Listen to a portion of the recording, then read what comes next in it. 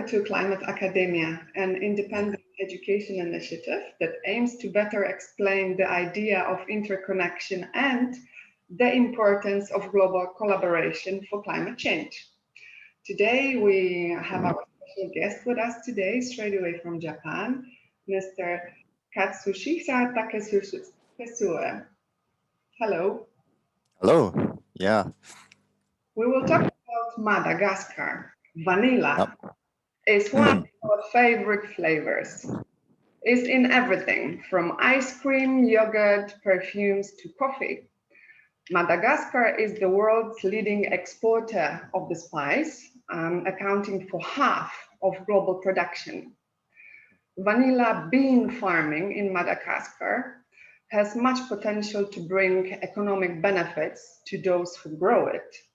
Although many problems surround its agriculture production, but for many farmers, growing vanilla life has proven to be anything but sweet.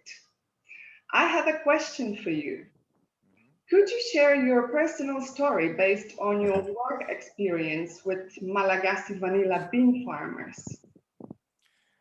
Yeah, thank you. Thank you, Isa. At first, thank you very much for this opportunity. I'm very excited to talk about my stories and talk with you. But anyway, yeah, okay, I will share the screen. Sorry. Moment, please. Are? Okay. Okay. So I will talk what I'm doing in Madagascar, but at first, because many people may not know what is vanilla and where is Madagascar. So at first, I want to talk about Madagascar and vanilla. So as you see, this is vanilla beans. Maybe most of the people knows, vanilla ice cream or custard. So I think nobody, anybody, so anyone, the experience to taste or to enjoy vanilla. But this is vanilla beans, and my vanilla is come from Madagascar. So where is Madagascar? So Madagascar is here, and there is a Poland here. Sorry, this is in Japanese, but here, Poland, and Japan is here. So at least for 24 hours from, it will take at least 24 hours from Japan to Madagascar. But here, the important information is, Madagascar is part of tropical region. So they can produce tropical fruits and spices and cacao, etc., etc. So especially here in the east part of Madagascar, they produce lots of tropical, products. And because, as you see, Madagascar is island, so they have beautiful, beautiful nature. It's amazing. It's amazing. And amazingly, 80%, it is said 80% of the species in this island are indigenous, 80%. And so we can enjoy, this amazing view of baobab, and also, lemur and chameleons. So we can see around the island these species. But at the same time, like other countries, deforestation is one of the biggest problems of this country. So this is Madagascar, briefly. And what is vanilla? So vanilla is one of the species of orchid. So this is the flower of vanilla, and this is fruit of vanilla. So usually in June, July, farmers harvest vanilla from their plantation, and then they would process vanilla for about 4 or 5 months, And then, you know, this is the final products and export vanilla from, you know, all around the world, including Japan and Europe. So this is vanilla. And how long does it take to grow vanilla, Katsu? Grow, sorry. It'll take. We need to wait three years from planting, you know, vanilla to get a fruit. Yes, we have to wait 3 months. Sorry, 3 years. That's a very long process. Yeah, it is, but you know, shorter than other fruit, like, you know, tree fruit, apple. Maybe we can we can wait. You know, yeah, 5, 6, 7 years, but vanilla only 3 years.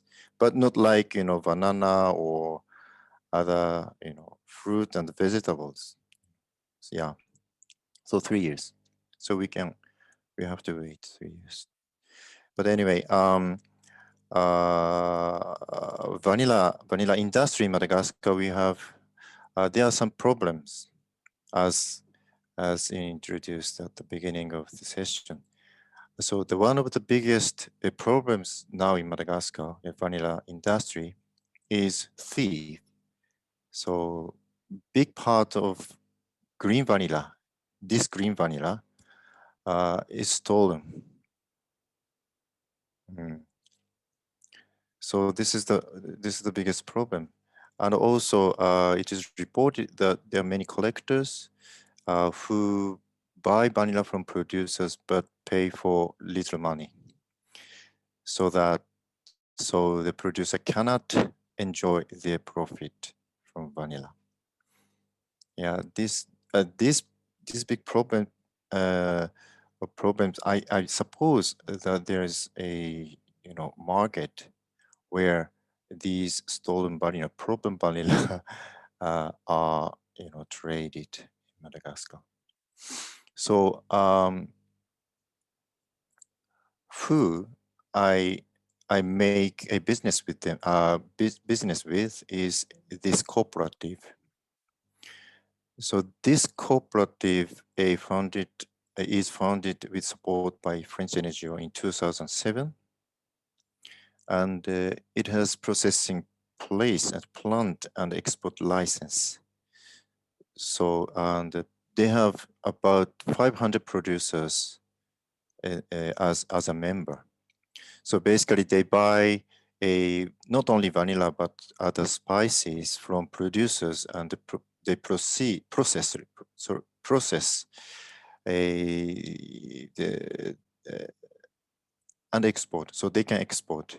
So I'd buy a vanilla from them, and I pay some money to them, and they pay producers. So they have very clear traceability. So this is one of the reasons which I make business with them, because they have very clear traceability. So I can see and I can visit the producers, and I know, actually I know how much money they pay for the producers for vanilla. So I know the price.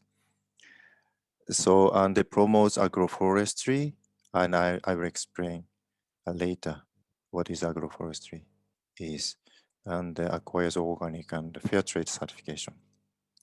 So as I said, one of the reasons for me to make business with them is clear traceability, and other reason is agroforestry. So sorry, this is the plantation of them. I think you see this is, you know, like forest. Yeah, the first time I visited this plantation, I was very amazed. It's beautiful. It's like just forest. So probably some of you cannot believe this is plantation, but this is actually plantation. And here, over 20 or around 20 species or products, you know, products are planted. But in addition to this plant, they plant a native species, native trees. So you can see this is like forest. And so for example, they plant pineapple, coffee, pepper, banana, and this is vanilla and clove. So these are products we can see in this agroforestry plantation. Yeah, this is what what I'm doing. Probably you can have some questions. You've mentioned the problem, the challenge for the Malagasy farmers. That the period of growing vanilla is pretty long, and you've mentioned the black market, which is attached to them because there are people that are stealing vanilla from them and selling them aside. What you are doing by your work in cooperation with the corporation sounds like you're supporting a very transparent initiative in order to support the farmers, which is the way to go forward in order to support a sustainable farming. I'd like to ask a question about something related to climate change and greenhouse gas emissions. Madagascar is classified as a least developed country, is a low carbon society. Really not significant greenhouse gas emissions. Electrification level is extremely low, with only about 20% of households benefiting from electric lighting. This actually explains Malagasy dependency on fuel wood. So basically chopping trees in order to produce electricity.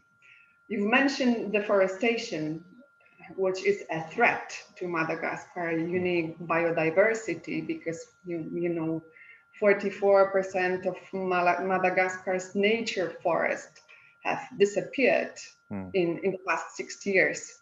So you already mentioned agroforestry, and you presented us this beautiful slide with trees, fruit trees, and the lush of green, beautiful trees.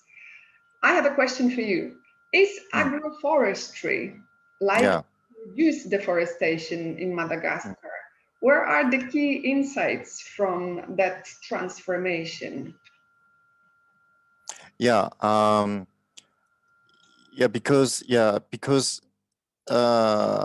why I make business with them? Yes, because they do or promote agroforestry, and I believe, of course, agroforestry has some functions, very good benefit for producers.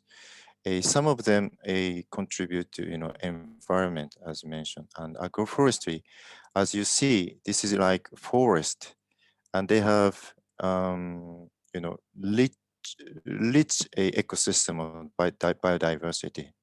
So agroforestry plantation itself has ecosystem and biodiversity.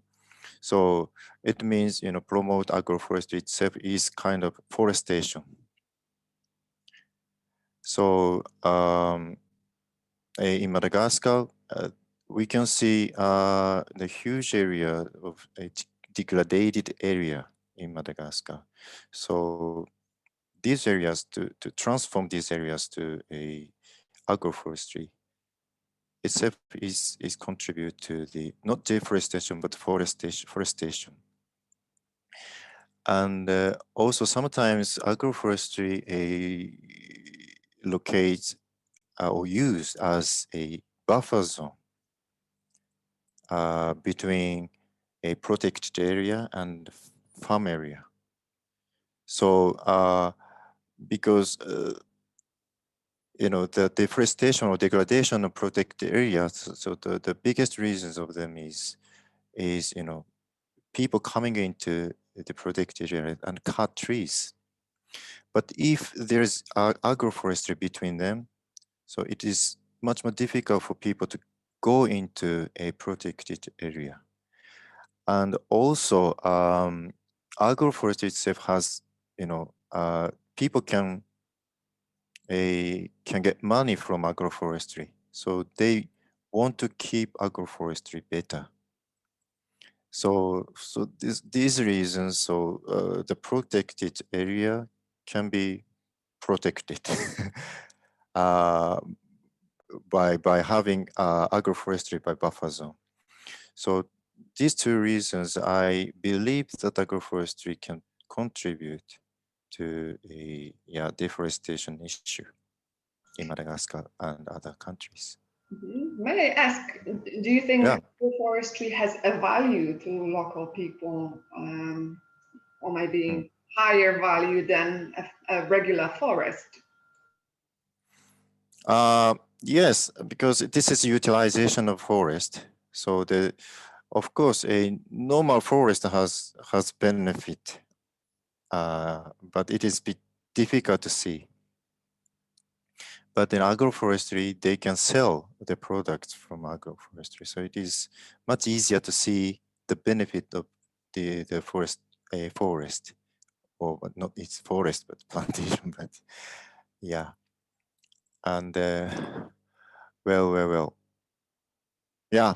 Okay. Go ahead.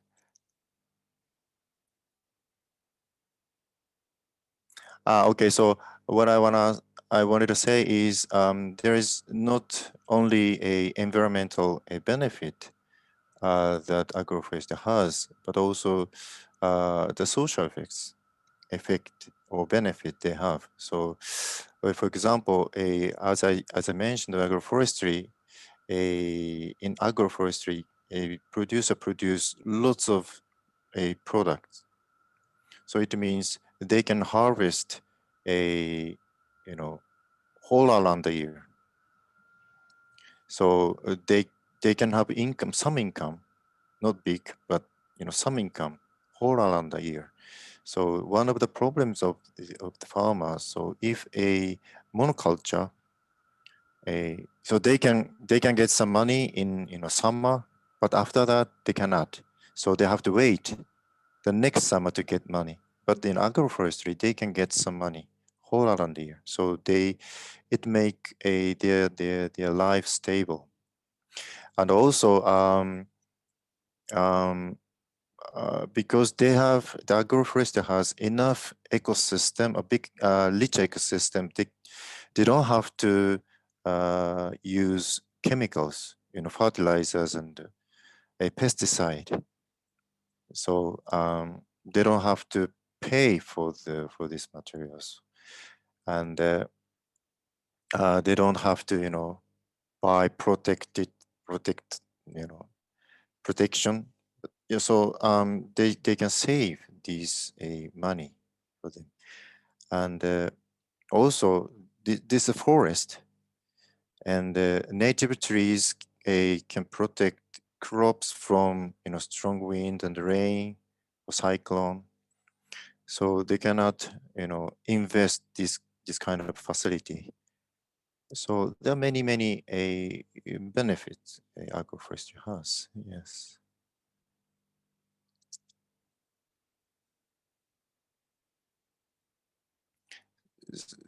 Sorry, I cannot hear you. Yeah, I'm back. Yes, thank you for mentioning all the benefits that agroforestry offers. You've mentioned social, environmental, and economic benefits of agroforestry. Because your company do business with the Malagasy vanilla farmers, I'd like to ask you a question about the role of companies in a relationship with producers. Do you believe personally, this is a very personal question, do you believe that the relationship between producers and consumers has a potential to contribute to solving problems such as climate change and human rights? Yeah, Yeah, so this is what I think it's very important, you know, connection between producers and consumers. Yeah, this is because now we cannot see the producer's faces when I buy some products in a supermarket. So I think this is the one of the biggest reasons for we cannot solve this, you know, climate change problem. Yeah, and so sometimes or often the case, some people say, you know, we cannot have, so we have to, sorry, we have to image what is going on the ground. Deforestation is very big issue for our society. So we have to imagine and we have to stop this deforestation. But I think it is very, very difficult for us to imagine what is going on because I think it is difficult to imagine or have interest in what we cannot see. So I think it is very important, for us to tackle, deforestation issue, to make, you know, visible what is going on, or to make people more, to make people have interest in the production side. So to do so, it is very important to connect producers and the consumers, or to, how to say, in the prospect of consumers to choose the products through which they can see the producers' faces. So what our role or our company role is to give consumers the opportunities to, channel to buy this kind of a products, even though it is very small contributions. But Can I yeah, ask you, because you've mentioned yeah, about a conscious decision of a consumer, I'm just wondering whether our listeners know mm, that big companies mm, that actually use artificial vanilla mm, and instead of natural vanilla. mm, And if I wonder whether building consumers' awareness of that mm, artificial vanilla being used would contribute better to supporting producers and exporters such as vanilla bean farmers from Madagascar. You know, the impact of consumer have on market would be to stop buying products with artificial vanilla, for example. mm, How to go about? Is it at all possible to fight the giant that sells artificial vanilla? What mm, is your opinion? Because what you are trying to do with your company is to actually show the world that uh, using natural vanilla is actually trying to sustain forest in Madagascar, which is one benefit, support local farmers and give them the right to earn money. And also, you're basically trying to help sell a natural spice, which has been around for many, many years. So what's your opinion about it? Well, of course, our contribution is very small, but I think it is important. Important thing is, to have channel or to have opportunity to give opportunities consumers to choose. And I don't at the moment I don't say, mass product is bad. I don't say, because I think it's kind of a function, because mass products provide us cheap and better quality food, all of us, so many people can buy. But on the other hand, they have some problems, so we have to tackle these problems. So um, yes, one thing I wanna add, what I'm saying to what I'm saying is, I don't think people can make action by feeling we should or we have to do, but we we do something by feeling enjoyment, or I wanna do. So what I wanna provide consumers is just because this is you should buy it because this is very good for environment. No, but this is very good quality vanilla, so you can enjoy it. So this is how to say, open the door to the customers. But this vanilla, they can see the producers' faces and they can enjoy, this vanilla, it comes from Madagascar and they produce this, this vanilla is produced by this farmer and this cooperative, and this cooperative, try to protect the forest in Madagascar. This kind of story can enrich the time of people, the food, some sweets made by this vanilla, so that I want to open the door, and then people realize, gradually, I think, but gradually, so because they can enjoy the stories of producers with this vanilla, and then go to the supermarket, for example, and probably not probably, but hopefully they can find, they try to find the similar products through which they can enjoy the stories of farmers. So that we can change the consumer's mind, or our mind, I say, our mind gradually, to have interest, to be interested in who or where or how these products were produced. So yeah, it is not, it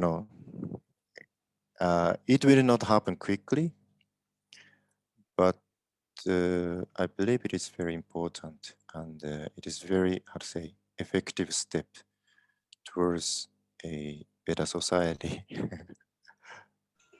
That's fair said, really, because the way we transform our daily action is to go forward. So by little step, we can reach to the point where our society will be better, sustainable, fair, and just. Because buying vanilla beans from Madagascar is not only about buying a spice, but it's also to support the idea of saving forest, supporting communities, and bringing just and human rights, and also acknowledging people's work, which I think is really beautiful. And knowing who produced a special, like a particular vanilla bean, has a beautiful story attached to it. So I thank you for that, and we admire your work. We will support the idea and spread the word, because I'm actually under an impression that not that many people know about the vanilla story. So what you explained today is extremely interesting. Yeah, and I can add some comment, because I have sustainable vanilla in my hand, so I can talk with patisserie or chefs. So this vanilla, so the meaning of this vanilla.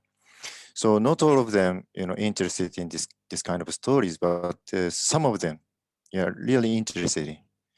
And patisserie and chef, they have some, I say, the power to change society or the consumer's mind.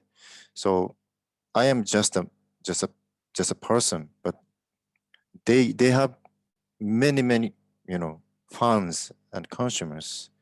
They have some influences on the society, so that I hope but vanilla is just a vanilla, but this vanilla can create the movement in the future.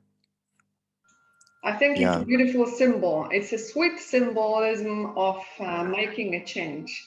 So we thank you very much for bringing this new idea and enlightening us with the importance of making decisions. Everyday decision matters because a collective action is to go forward to combat climate change and ensure a better future for us and for our children. Yeah. So with that, we'd like to thank you very much for joining us today at Climate Academia Talks. And we look forward to your work. Perhaps we can meet up in 1 year time so you can share more stories about how your process or opening doors and enlightening people with the idea of vanilla bean farming in Madagascar continues. Thank you very much. Thank you, Isa. Thank you very much.